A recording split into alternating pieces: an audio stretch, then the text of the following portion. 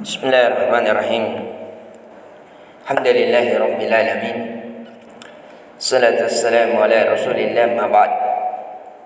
Allahumma nas'aluka ilman nafi'an wa rizqan tayyiban wa amalan mutaqabbalan.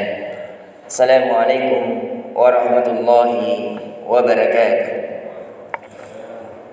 Alhamdulillah, kita kembali memuji dan membesarkan Allah Azza wa Jalla dengan mengucapkan kalimat tahmid pada lisan kita yang dibenarkan oleh hati kita bahwasanya tiada suatu kebaikan yang kita rasakan, suatu kebahagiaan atau suatu keluasan kecuali darinya, yang dibenarkan pula oleh anggota badan kita dengan berusaha melakukan terus kedekatan dan ketaatan kepadanya, dan berusaha pula untuk menjauh dari hal-hal yang dimurkainya dan dari hal-hal yang membuatnya untuk kita jauh darinya.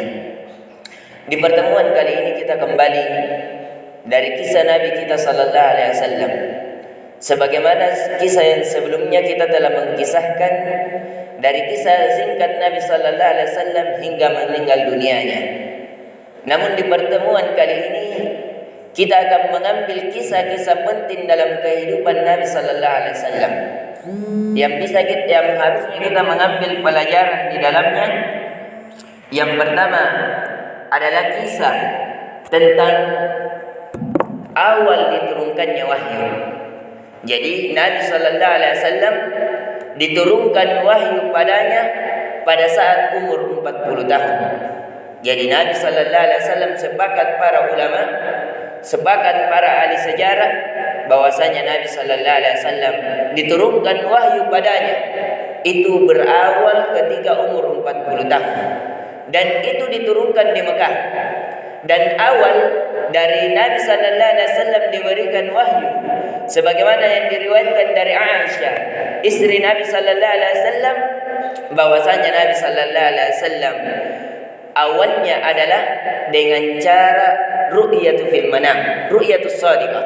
Ru'ya shadiq itu adalah mimpi yang dimana sallallahu alaihi wasallam, mimpi para nabi adalah wahyu.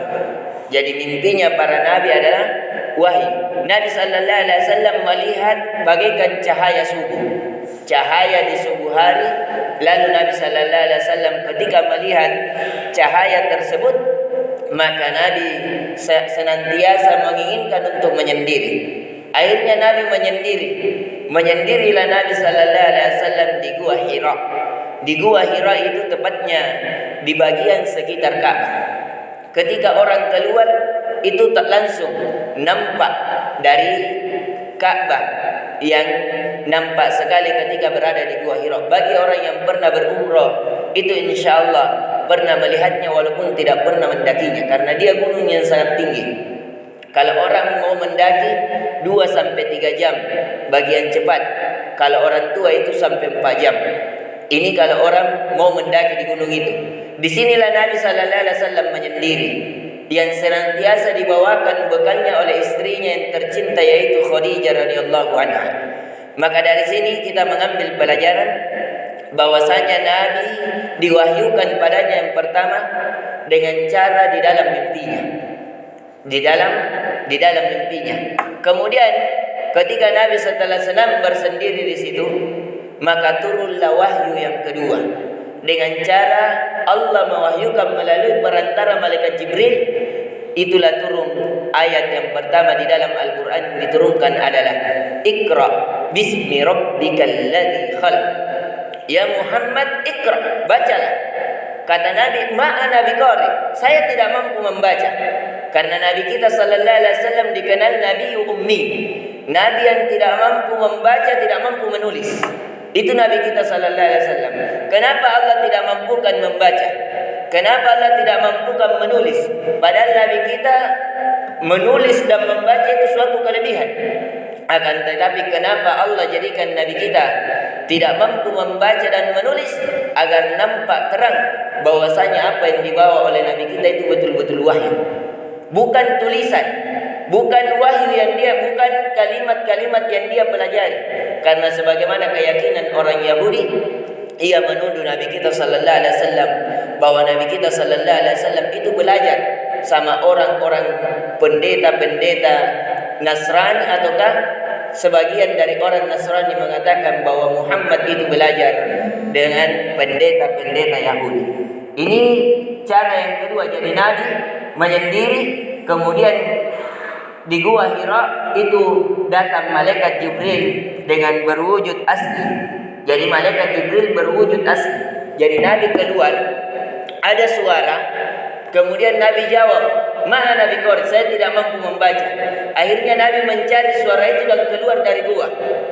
Ketika keluar dari gua, Nabi tiba-tiba mencari suara kiri dan kanannya, di belakangnya tidak melihat. Akhirnya Nabi angkat kepalanya ke langit. Malaikat Jibril menutupi antara timur dan barat. Karena dalam hadis yang sahih, malaikat Jibril alaihi salam itu memiliki 600 sayap. Satu sayapnya itu menutupi antara timur dan barat, dan satu sayapnya menutupi antara timur dan barat. Akhirnya ketika Nabi melihat ke atas, dia melihat malaikat Jibril dengan berwujud aslinya. Nabi sallallahu alaihi wasallam bergemetar dan langsung lari ke rumahnya, langsung ke istrinya yaitu Khadijah. Jadi Nabi lari ke istri Khadijah dalam keadaan gemetar. Kemudian Nabi berkata, "Zammiluni, zammiluni, zammiluni." Selimuti aku, selimuti aku. Langsung kata istrinya Khadijah, "Wallahi, demi Allah, la yuzika Allah abada." Demi Allah, Allah tidak akan mungkin menghinamu. Innaka la tasilur rahim. Kau adalah orang yang baik, orang yang senantiasa menyambung tali silaturahim. Wa tasduqul qaul, dan engkau adalah orang yang paling jujur kata-katamu. Tidak mungkin Allah menghinakan. Di sini kalimat-kalimat yang menenangkan Nabi. Kemudian Khadijah radhiyallahu anha menyelimuti Nabi sallallahu alaihi wasallam. Kemudian turunlah ayat yang kedua, ya ayyuhal mudzammil, wahai orang-orang yang berselimut, qumil laila illa qalila. Ini intinya pelajaran yang kita titik beratkan di pertemuan kali ini adalah turunnya wahyu ada 3 proses. Yang pertama, satu dengan dalam mimpi Nabi sallallahu alaihi wasallam. Yang kedua, dengan Nabi sallallahu alaihi wasallam melihat langsung malaikat Jibril kemudian diwahyukan padanya. Yang ketiga, malaikat Jibril berwujud manusia, kemudian dia berwujud manusia, kemudian belajar dengan Nabi, ataukah ia mengabarkan sesuatu kepada Nabi. Sebagaimana hadis yang panjang, akan tetapi karena waktu yang membatasi kita, pernah malaikat Jibril alaihissalam datang ke masjid Nabi sallallahu alaihi wasallam. Rambutnya hitam, sangat hitam, pakaiannya putih, sangat putih, dan para sahabat tidak ada yang mengenalnya. Kemudian dia bertanya tentang iman, dia bertanya tentang Islam, dia bertanya tentang tanda-tanda hari kiamat dan hari kiamat. Akan tetapi semuanya dijawab oleh Nabi. Kemudian ketika dia pergi, Nabi bertanya kepada para sahabatnya, "A'raftum ma hadha?" Apakah engkau mengetahui siapa yang datang tadi? Kata para sahabat, "Tidak ya Rasulullah." Kemudian Nabi sallallahu alaihi wasallam, "Itulah malaikat Jibril, yu'allimukum min dinikum." Dia berada datang, Allah utus dia agar kalian diajari melalui perantara dia terhadap agama kalian. Jadi dari sini kita bisa mengambil pelajaran bahwasanya proses wahyu yang diturunkan kepada Nabi kita sallallahu alaihi wasallam dengan 3 cara. Yang pertama dengan mimpi yang benar, karena mimpi para nabi adalah nyata, adalah wahyu. Sebagaimana mimpinya Nabi Ibrahim sehingga menyembelih anaknya Ismail. Yang kedua dengan cara melihat langsung malaikat Jibril, kemudian diwahyukan kepadanya dari Al-Quran. Kemudian yang ketiga dengan cara yaitu berwujud manusia malaikat Jibril mengajarkan atau bertanya kepada Nabi sallallahu alaihi wasallam. Ini dan cara yang keempat, Nabi kita sallallahu alaihi wasallam bermunajat langsung, berbicara langsung dengan Allah. Dan ini terjadi ketika Isra Mi'raj. Ketika Nabi sallallahu alaihi wasallam mengambil perintah salat, Nabi langsung naik ke langit 7. Malaikat Jibril pun tidak bisa tembus ke arsy Allah Azza wa Jalla. Kemudian Nabi kita berbicara langsung dengan Allah Azza wa Jalla. Semoga bermanfaat. dari 4 proses wahyu yang diturunkan kepada baginda kita sallallahu alaihi wasallam, sehingga lebih meyakinkan kita tentang bahwasanya Al-Quran adalah betul-betul kalamullah yang diwahyukan melalui perantara Nabi kita sallallahu alaihi wasallam, dan itu dengan riwayat mutawatir.